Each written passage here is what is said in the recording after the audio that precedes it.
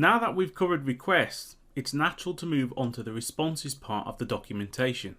As we have seen in many of our videos, the most simplest way to create a response is just to return the string in the response. However, in a lot of cases we'll want to return JSON.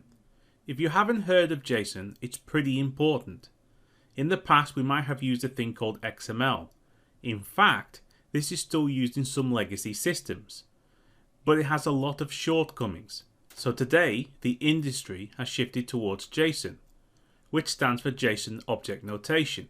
Now, just because this came from JavaScript doesn't mean systems built not in JavaScript, i.e. PHP, cannot interface with it. It's become the standard in API communication.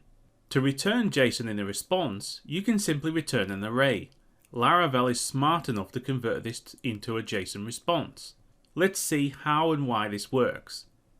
Let's create a simple callback function within our routes file that returns an array. The array will be something simple like a range of numbers. Let's visit this route and see the JSON response. As you can see, we get JSON. If you've never seen a JSON response, you can find more information about it by visiting json.org, but I think the best way is to simply try it out for yourself. In a simple application, returning strings and objects may work for you, but in a typical application, you'll want to return response objects. A response object is a Laravel helper method, which provides a lot of functionality for you, like being able to set the HTTP status codes. Knowing some of these common codes are vital to passing the exam, and any developer who is building or interacting with an API. The status codes are in a range of numbers, i.e.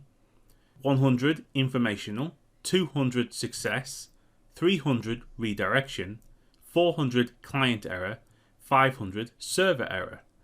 But within them, it's important to memorize some of the individual specific codes that occur often, like 200 OK, 301 moved permanently, 307 temporary redirect, 400 bad request, 401 unauthorized, 403 forbidden, 404 not found, and finally 500 internal server error.